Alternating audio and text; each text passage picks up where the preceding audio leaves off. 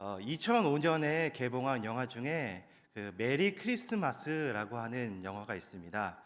영화 제목이 참 특이한데 이 영화 제목과는 달리 이 영화는 전쟁 영화입니다. 1914년 이 세계 1차 세계대전 중 실화를 바탕으로 제작된 영화입니다. 이 프랑스 북부에 독일군이 이제 점령해서 점령 지역이 있었는데 그 지역을 100m 앞두고 이 프랑스군, 독일군, 그리고 영국군 혹은 스코틀랜드 군이라고 하는 이 세 개의 군대가 같이 지금 싸우고 있는 상황이었습니다. 100m를 사이에 두고 이제 이 세 나라의 군대가 계속 싸우니까 그 100m 사이에서 많은 이들이 죽어갔습니다. 참호에서 잠깐 나오면 총이 쏴서 맞아 죽고, 또 상부에서 이 명령이 내려와서 어쩔 수 없이 와 하는 순간에 다 총에 맞아서 죽는 이런 비극적인 일이 계속 반복되고 있는 그 일이 일어났습니다. 그렇게 이 세 나라가 계속 티격태격 이 싸우는 가운데 어느덧 시간은 이 크리스마스 이브가 되었습니다. 영화에서 전투를 결정하는 이 위의 상부 군인들은 이 크리스마스 이브가 되어서 따뜻한 연회장에서 크리스마스 이브 파티를 즐기고 있는 장면으로 영화는 넘어갑니다. 그때 이 참호 속에서 계속 이 치열한 전투를 벌이고 있던 성악가 출신 슈프링크는 참호에서 전투하던 중 이때 지금 좀 와서 노래를 불러라 라고 하는 그 부름을 받아서 참호에서 몰래 빠져나와 그 윗선들이 있는 따뜻한 곳으로 갔습니다. 자기가 전공한 그 노래 실력을 열심히 뽐내고 열심히 노래를 부르던 중에 이 슈프링크는 너무나도 가슴이 아팠습니다. 그렇게 자신이 노래를 끝내고 나서 그는 자신의 연인인 이 안나에게 이렇게 말합니다. 내가 지금 여기서 노래 부를 게 아니라 나는 지금 저 차디찬 참호에서 이 크리스마스 이브를 보내고 있는 나의 동지, 나의 전우들을 위해서 내가 이 노래를 불러야겠다라고 하는 그 마음이 온 것을 그 연인에게 말합니다. 함께 노래를 불렀던 이 안나도 그 결정에 따라서 같이 동행하여 이 참호로 떠나게 됩니다. 우여곡절 끝에 참호로 돌아온 이 슈프링크는 그곳에서 이렇게 다시 숨어서 잠깐 있습니다. 때마침 스코틀랜드 측에서 파이프 부르는 이 나팔 소리가 부르는 것입니다. 스코틀랜드 전통 그 악기로 이 크리스마스 이브를 노래하고 잠시나마 그 전쟁 사이에서 자신들의 위로를 받고자 이 노랫소리가 울려 퍼집니다. 그래서 이 노래소리가 끝나고 슈프링크는 이제 내가 부를 차례다 라고 해서 자신이 독일어지만 고요한 밤, 거룩한 밤을 그 참호 속에서 부릅니다. 무반주로 부르던 이 노랫소리가 어느덧 이 스코틀랜드의 이 파이프 소리로 이어지게 되었고 그 반주에 맞춰서 그 차디찬 참호 속에서 이 예수님을 찬양하는 노랫소리가 울려 퍼집니다. 순간 누구나 할 것 없이 모든 군인들이 이 총을 내려놓고 이 비무장지대인 이 무인지대로 나와 모두 다 이 크리스마스 이브를 함께 하나님 앞에 올려드리며 같이 술과 음식들 또 여러 가지 상황들을 나누는 모습이 바로 이 영화의 핵심적인 내용입니다. 공식적인 휘저는 아니지만 역사를 이것을 크리스마스 정전이라고 하여 지금도 회자되고 있습니다. 이 크리스마스 정전 때 각국은 서로 만나 이야기를 하거나 음식을 나누었고 공동 전사자의 장례식을 또 치르기도 했다고 합니다.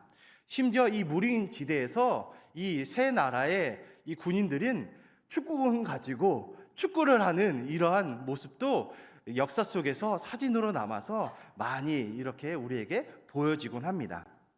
주님의 이름으로 사랑하는 성도님들, 이 용기 있는 행동이 우리가 희망을 품을 수 있는 계기를 가져다 준다는 것을 저는 이 영화를 통해서 깨닫게 되었습니다.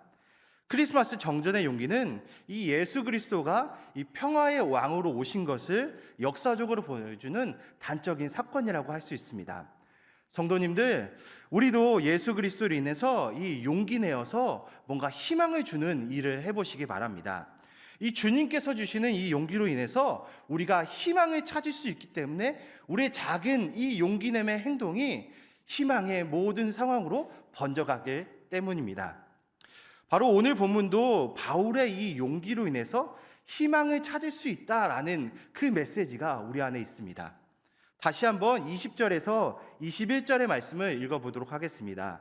함께 읽겠습니다.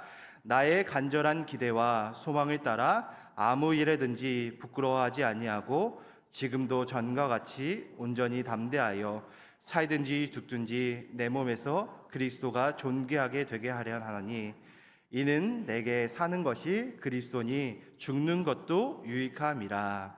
아멘. 저는 이 말씀을 읽으면서 눈에 띄는 이 단어가 하나 있었는데 이 온전히 담대하라 라고 하는 이 말이 굉장히 마음에 남았습니다. 그래서 이 담대함이라고 하는 이 원어를 좀 찾아보니까 파르레시아라고 하는 이 원어적 표현이었습니다. 근데 이 의미가 뭐냐면 이 두 가지가 있었는데 첫 번째로는 이 담대함이 언변의 거침없음이라고 하는 뜻이 있었습니다. 그러니까 말을 할 때 그냥 용기를 가지고 팍팍 얘기를 꺼내는 겁니다. 내 앞에 있는 사람이 어떤 사람이든 나보다 높든 나보다 권력이 있든 나보다 지위가 있든 내 상태와 어떤 사람이든 내가 함부로 대할 수 없는 사람이건 간에 용기를 가지고 담대하게 그에게 할 말을 하는 것입니다.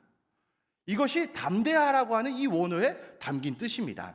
그리고 두 번째로는 이 마음이 담대하고 용기로 가득 차 있는 상태라고 하는 것입니다.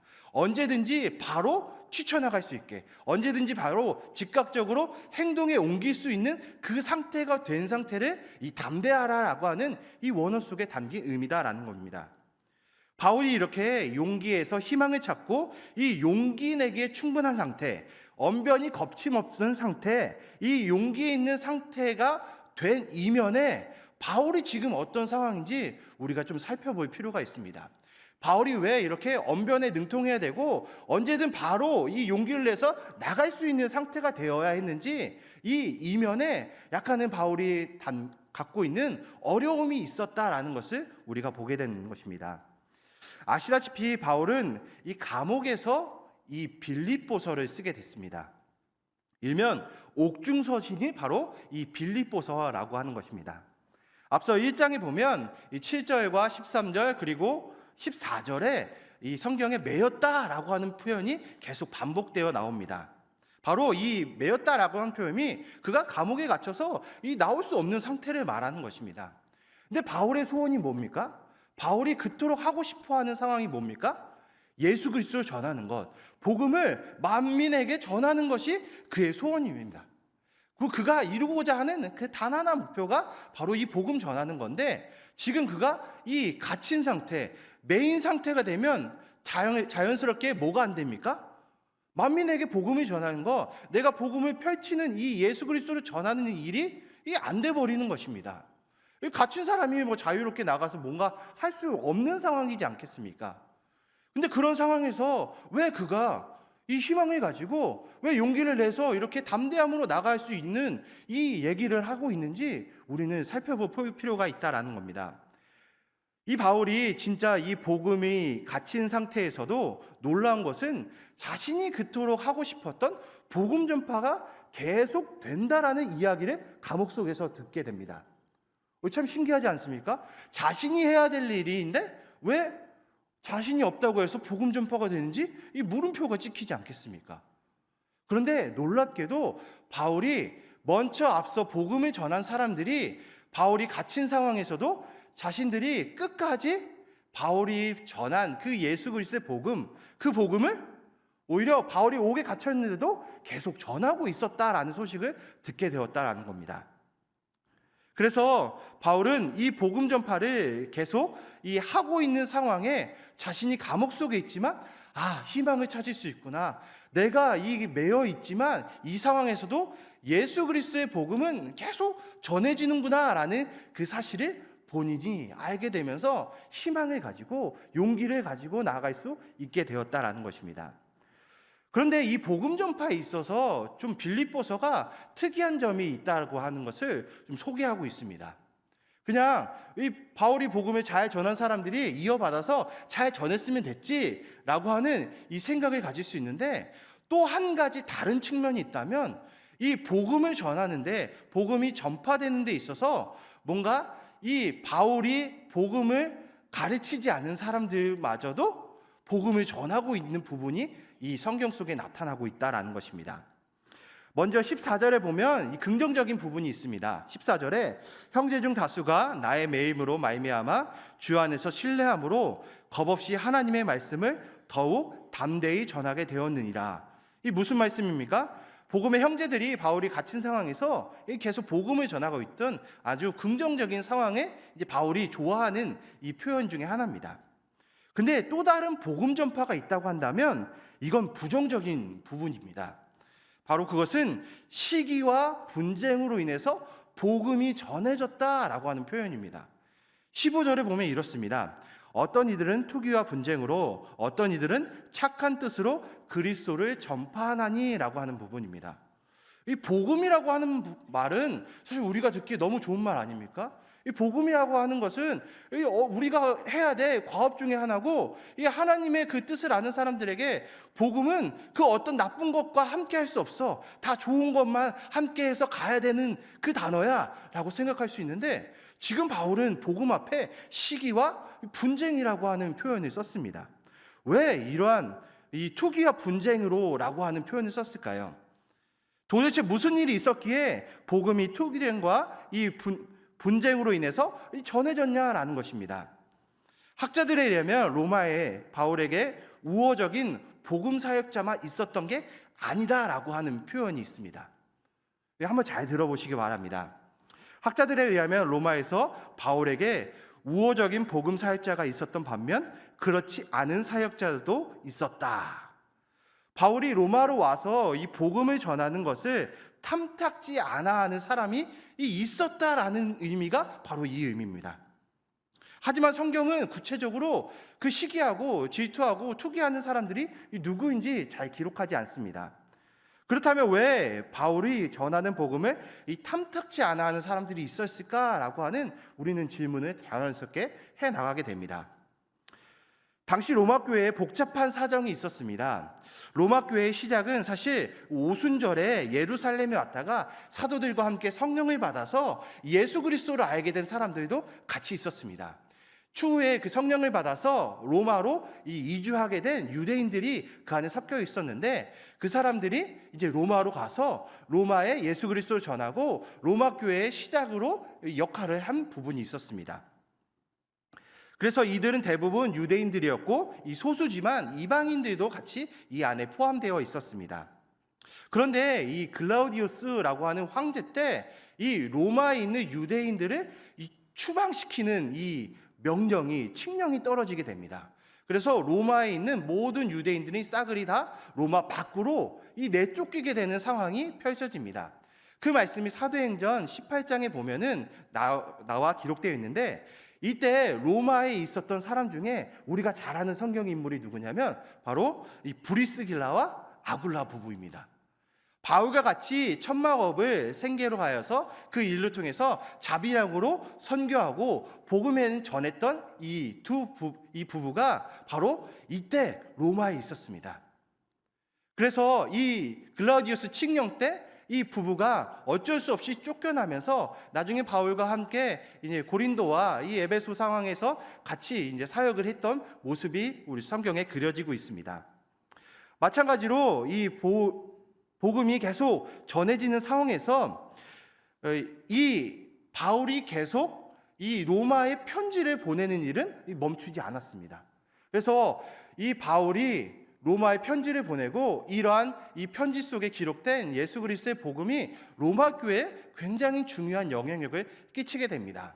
그리고 사람들을 통해서 들려지는 이 바울의 영향력이 굉장히 커지면서 로마 교회는 이 바울을 어쩌면 기다리고 있었던 모습이 이 로마서에도 기록되어 있습니다. 바울이 이렇게 이 로마 교회에 영향을 끼치면서 어느 순간 이 추방령이 다시 풀리게 되었고, 이 다시 떠나갔던 유대인들이 다시 로마 교회로 들어오면서 다시 이 유대인의 그 영향력들이 초대교회의 모습들이 로마에서도 계속 이어지는 모습이 이어졌다라는 것입니다.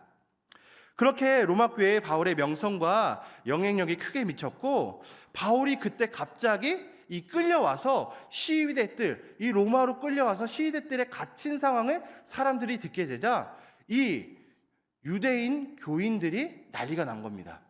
아, 바울이 이거 점하면 안 돼.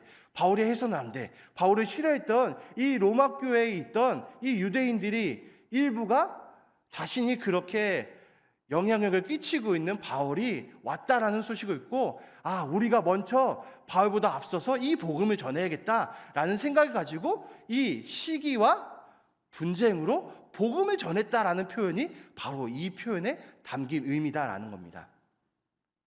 사랑하는 성도님들, 바울은 복음 전파에 목숨을 건 사람이었습니다. 그래서 오늘 표현에도 내가 살든지 죽든지 하는 그런 표현이 계속 등장하는 것을 보면 바울의 이 굳센 마음은 변하지 않습니다. 그런데 신기하고 놀랍게도 바울이 바울을 싫어하는 사람, 자신을 싫어하는 사람들을 통해서도 복음이 전파된다는 이 사실을 알고, 아, 내가 긍정적인 부분으로만 이 복음이 전해지는 게 아니구나. 비록 나를 싫어하지만 어찌됐건 내가 그렇게 하고 싶어하는 그 복음 전파, 내가 어떻게든 그 예수 그리스도의 그 뜻을 전하고자 했던 그 상황을 오히려 나를 싫어했던 사람들을 통해서 전해지는 것을 보며 바울은 이 복음의 신비를 더 깊이 알게 되었다라는 것입니다. 그래서 바울이 자신의 육신에 매여 옥에 갇혔을 때 복음 전파가 되지 않을 것이라고 생각했지만, 하지만 그가 매여 있음에도 어떻게든 이 하나님의 복음이 전파하게 되심을 보고 깨닫게 되는 것입니다. 그리고 인간적으로 보기에는 이 긍정적인 복음 전파도 있지만 이 부정적인 복음 전파도 있다라는 사실을 깨닫고, 결국 하나님의 복음 전파하시는 것은 누가 하는 것이다 라는 것을 깨닫게 되었습니까? 하나님이 하시는 게 되었다는 게 깨닫는 겁니다. 자신이 주인공이라고 생각해서 내가 복음 전파해야지, 내가 다 앞서가야지, 내가 하는 게 진짜야 라고 생각했던 이 바울의 혹시 교만한 마음이 있었다는 것을 여기서 끊어낼 수 있는 하나님의 놀라운 계기가 되었다는 겁니다. 사랑하는 성도님들, 우리가 잘못 생각하면 복음의 주인공이 되어 나보다 예수를 전하는 게 먼저가 아니라 예수보다 내가 먼저 복음을 전하는 이 내가 복음이 되는 상황들을 우리가 만들 수 있다는 겁니다. 그렇게 우리는 늘 주의해야 됩니다. 바울이 이 깨달은 복음 전파의 그 놀라운 의미, 복음 전파는 내가 하는 게 아니라 하나님이 나를 도구로 해서 쓰실 때 복음 전파가 이루어지는구나 라는 것입니다. 사랑하는 성도님들, 우리 복음 전파의 도구로 쓰임 받길 원합니다. 그래서 어찌됐든 우리 복음 전파에 하나님이 나를 쓰신다면 내가 거기에 귀한 그 뜻에 합당하게 나아가 살든지 죽든지 바울처럼 그 마음을 가지고 어떻게 됐든 이 복음을 전하시는 귀한 성도님들 되시길 주님의 이름으로 축원합니다. 성도님들, 그렇다면 우리가 예수님을 제대로 본다면, 예수님을 제대로 안다면 긍정적인 것도 부정적인 것도 우리 주님은 다 사용하신다라는 것을 우리가 좀 깊이 알아야 될 필요가 있습니다. 그래서 그런지 로마서 8장 28절에서 바울은 이런 희한한 얘기를 합니다. 8장 28절 읽어드리겠습니다. 우리가 알거니와 하나님을 사랑하는 자 곧 그의 뜻대로 부르심을 입은 자들에게는 모든 것이 어떻다고요?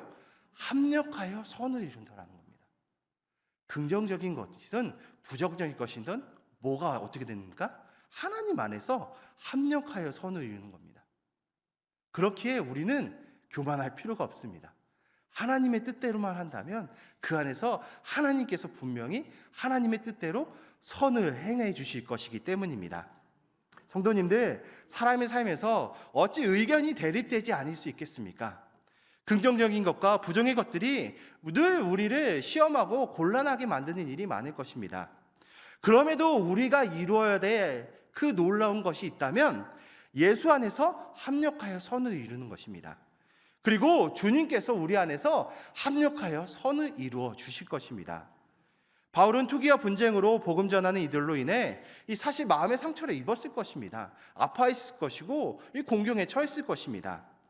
그러나 더 큰 하나님의 그 의도와 그 뜻을 생각하면서 이러한 자신의 나쁜 감정도 추스리지 않은 사람이 되었다라는 것입니다. 성도님들, 오늘 바울이 전하는 이 담대하라, 담대하라, 담대하라라고 하는 이 말씀이 우리 문제보다 더 커. 우리의 문제를 다 잠식시키고 나의 감정의 상태, 나의 이 못난 상태를 다 이겨낼 수 있는 놀라운 은혜가 있으시길 바랍니다. 그래서 나보다 더 크신 주님의 복음이 우리 안에서 일어나 그 은혜로 말미암아 모든 것이 회복되고 복음이 온전히 전파되는 놀라운 일이 우리 안에서 일어나길 주님의 이름으로 축원합니다. 그리고 저는 정말 이 바울이 용기 있는 사람이라는 것을 좀 깨닫게 되었습니다. 자신이 감옥에 갇혀 있어도 여전히 이 복음이 전파되는 것을 계속 듣고 경험하면서 뭐라고 계속 말하고 있냐면 기쁘다, 기쁘다라고 하는 말을 반복하고 있기 때문입니다. 우리가 읽은 18절에 보면 그러면 무엇이냐? 거칠애노 하냐? 참으로 하나? 무슨 방도로 하든지 전파되는 것은 그리스도니 이로써 나는 기뻐하고 또한 기뻐하리라 라고 말합니다. 이 자신의 부정적인 감정을 계속 극복하고 주님의 기쁨을 내 기쁨으로 받아들이는 이것이 용기입니다. 바로 주님의 기쁨을 내 기쁨으로 인해서 변화되는 나의 삶을 이 바울이 깨달았다라는 것입니다. 그러기 위해서는 바울이 말하는 이 담대하라라고 하는 이 용기가 우리 안에 필요할 것입니다. 그래서 저는 오늘 말씀을 통해 성도님들이 꼭 얻고 가야 할 이 영적 선물의 제목을 오늘 제목으로 잡았습니다. 자, 다 같이 따라해 보겠습니다. 희망을 주는 용기. 희망을 주는 용기. 결국 우리가 희망적인 삶을 살기 위해서는 뭐가 필요합니까? 용기가 필요합니다. 용기 내야 희망을 얻을 수 있지 않겠습니까? 용기 내서 뭔가 해야지 뭔가 희망적인 상황으로 펼쳐지지 않겠습니까? 내가 잘못하는 것을 용기 내어 말하고 남들이 다 싫어하는 것을 하려면 용기 내는 행동이 필요합니다. 선뜻 용기 내지 않으면 뭐 하나 이루어지는 것이 없는 것이 우리의 삶이지 않습니까? 옛날 대중가요 중에서 최진사댁 셋째 딸이라고 하는 노래가 있었습니다. 제 세대의 노래는 아니지만 가사가 이렇습니다. 건넌마을에 최진사댁에 딸이 셋이 있는데 그 중에서 누가 제일 이쁘다고요? 예, 셋째 딸이 제일 이쁩니다. 여기서 셋째 딸 계십니까? 예, 몇 분 계십니다. 그렇게 이쁜 셋째 딸을 이 동네 소문이 쫙 난 겁니다.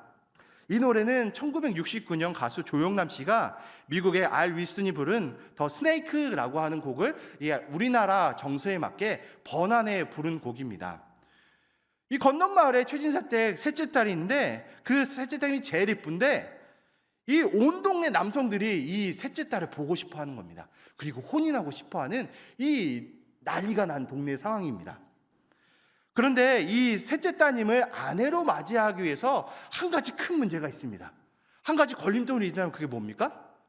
바로 장인어른이 될 사람, 최진사가 문제입니다. 최진사의 별명이 뭔지 그 동네 사람들이 쫙 압니다. 뭐라고요? 아시는 분이 없나 봅니다. 예, 노래 한 가닥 부르시냐면 이 최진사가 어떤 분이냐면 호랑이랍니다. 그래서 온 동네에 이 호랑이라고 하는 이 최진사의 소문이 쫙 퍼져서 함부로 이 최진사댁 셋째 딸한테 다가가는 남자가 있을까요, 없을까요? 왜? 없는 겁니다. 이 용기 내지 못해서 최진사를 보고 어떡하지? 저 딸은 만나고 싶고 최진사는 무섭고 막 용기 내지 못하는 그 상황이 이 노래에 계속 담겨져 있습니다. 그래서 먹새도 안 되고 또 다른 먹새가 볼기짝도 맞고 오는 이 상황이 노래에 이렇게 나오는데 이 노래의 주인공인 칠복이가 어떻게 하냐면 볼기짝 맞은 이 먹새를 뚫고 나가서 대문을 활짝 열고 최진사 댁 앞에서 최진사님 이제 복이 드문 사위감이 왔소이다 라고 하면서 넙죽 엎드려 절하면서 이 셋째 딸을 달라고 청혼을 하는 겁니다. 그랬더니 이 호랑이인 최진사가 어떻게 했겠습니까? 당장 나가라 했겠습니까? 노랫말에서는 껄껄 웃으며 혼인을 시켜줬다라는 겁니다. 나중에 한번 집에 가서 들어보시기 바랍니다. 아니, 최준사 때 셋째 딸을 얻으려면 이 노랫말처럼 뭘 해야 됩니까?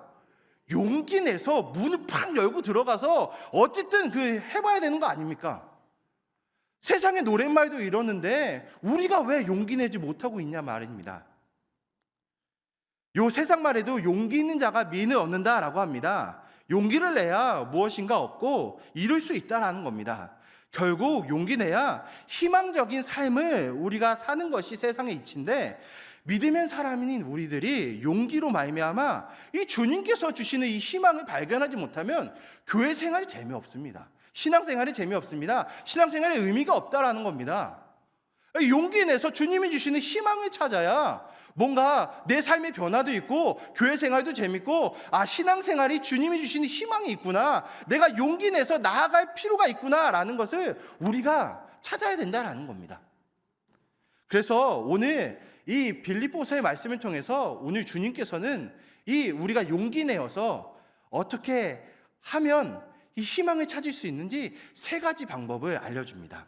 자, 첫 번째, 오늘 말씀 속에서 용기를 통해서 얻을 수 있는 희망의 방법 첫 번째는 서로를 위해서 간구하고 이 성령님의 도우심을 우리가 믿어야 된다라는 겁니다. 19절을 읽어보면 이렇습니다. 이것이 너의 간구와 예수 그리스도의 성령의 도우심으로 나를 구원에 이르게 할 줄을 아는 고로 라고 합니다. 앞서 말씀드렸지만 지금 바울이 어떻게 있습니까? 이 옥에 계속 갇혀 있는 상황입니다. 바울이 이 옥에 갇혀 있으면 사실 우리는 어떻게 생각할 수 있냐면, 저거 우울해야지, 저거 암울해야지, 저 옥에 갇혀서 뭘 할 수 있겠어.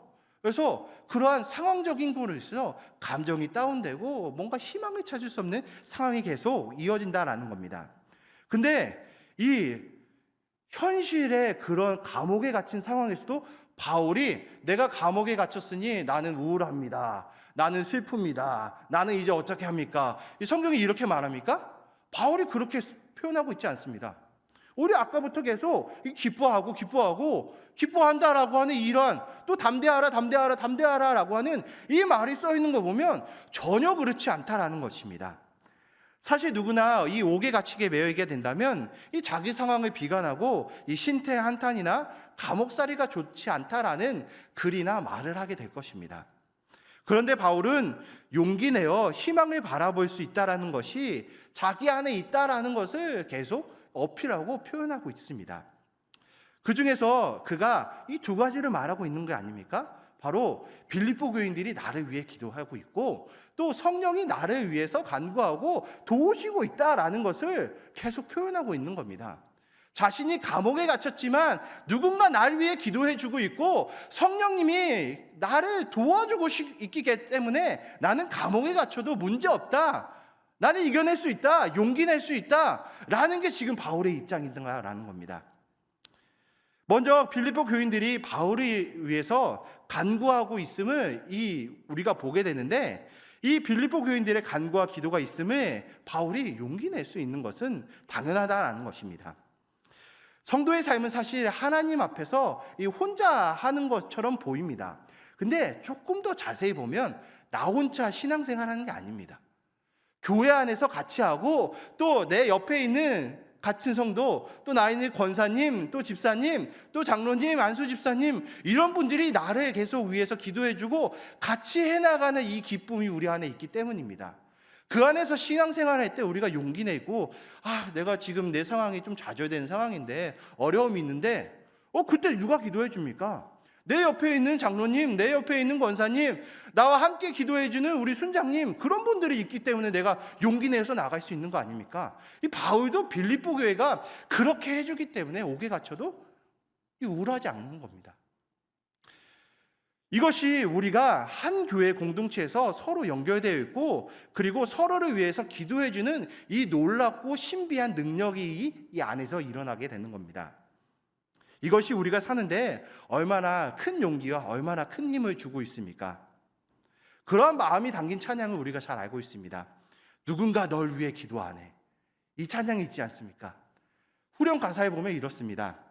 누군가 널 위하여 누군가 기도하네, 내가 홀로 외로워서 마음이 무너질 때 누군가 널 위해 기도하네. 성도님들, 우리가 교회로 하나 되었다라는 것은 서로가 용기 낼 수 있도록 함께 기도해 주는 것입니다. 그리고 나에게 그 기도를 해주는 교인들이 있다라는 것을 잊지 마시기 바랍니다. 나 홀로 아닙니다. 홀로 신앙생활 아닙니다. 같이 기도해주는 우리 교회 공동체가 있기에 용기 낼 수 있다라는 것입니다. 그리고 더 나아가 성령님은 어떤 신분입니까? 우리를 위해 또 성령님도 기도해 주십니다. 로마서 8장 26절에서 뭐라고 말씀하십니까?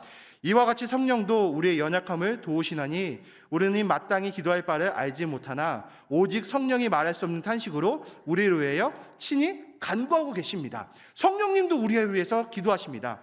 뿐만 아니라 성령님이 우리를 도우시는 분이십니다. 누가복음 12장 12절에 뭐라 말씀하십니까?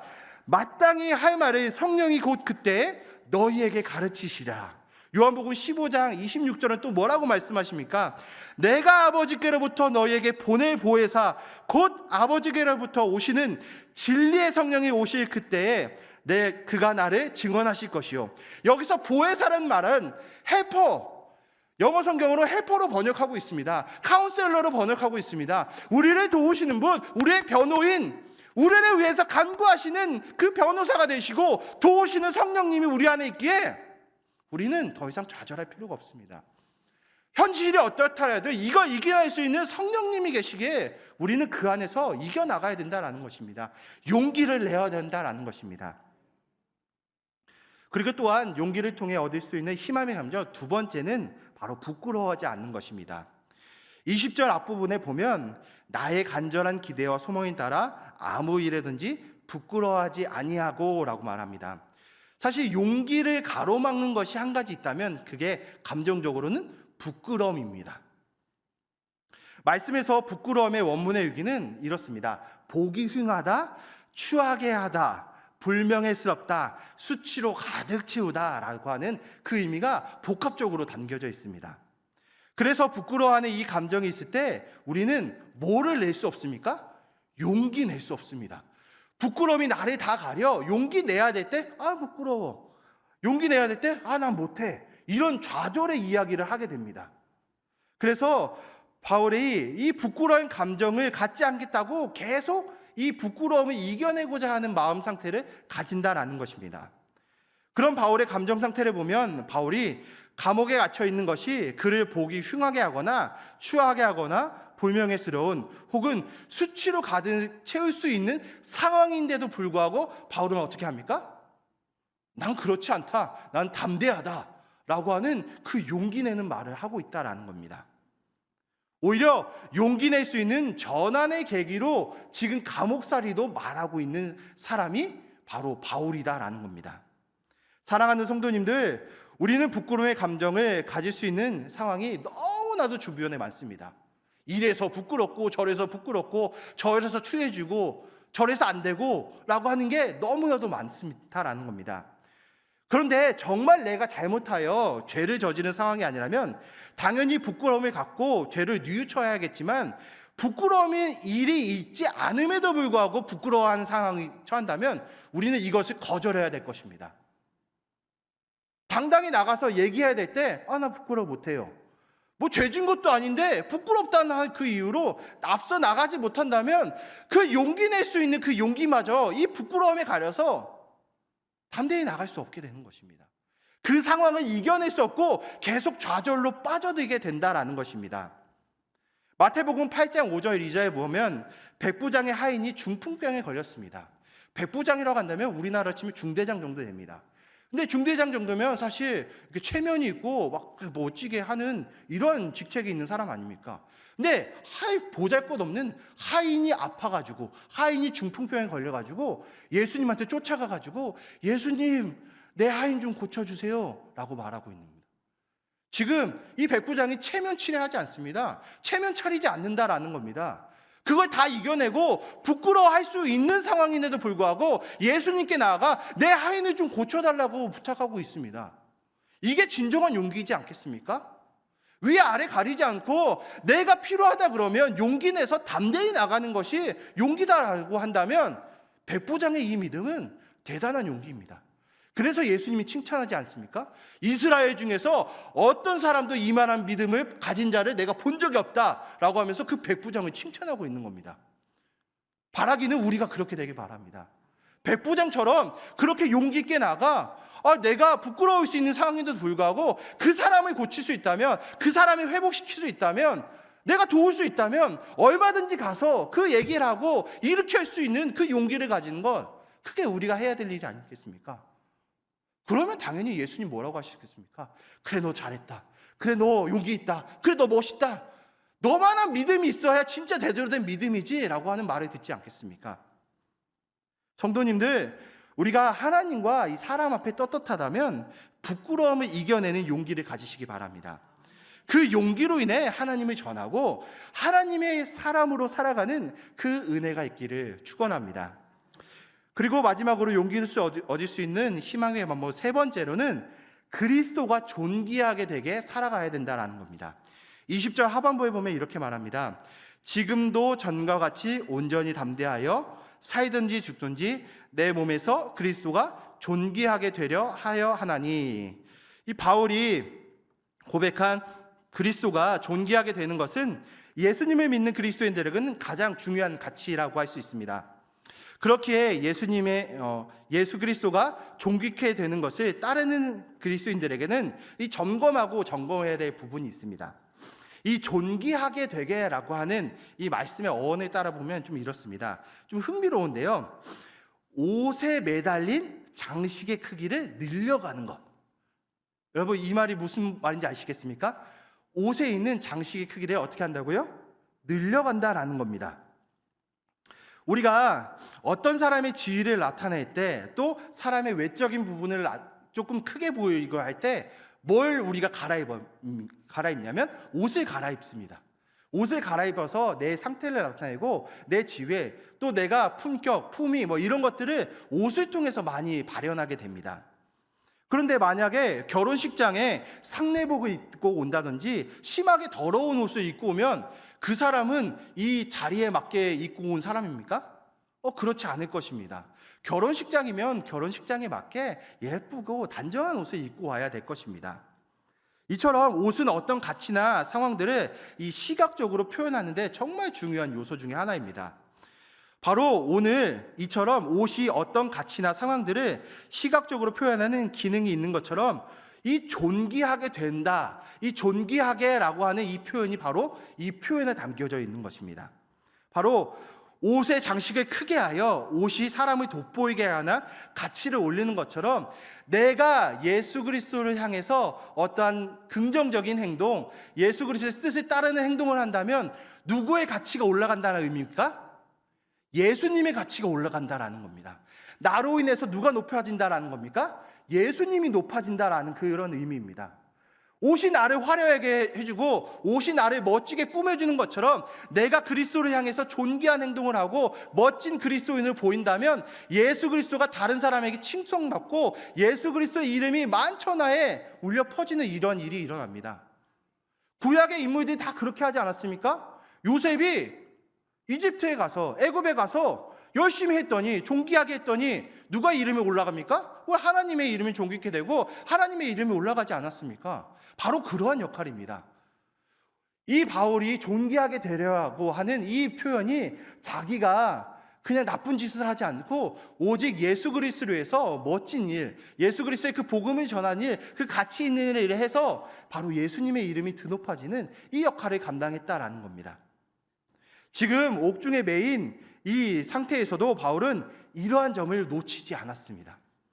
자신이 받는 재판의 형이 어떻게 선고되든 석방되든 아니면 더 갇히든 상관없이 그리스도만 존귀하게 되는 이 결과만을 생각하고 계속 자신을 다스리고 있다라는 상태입니다.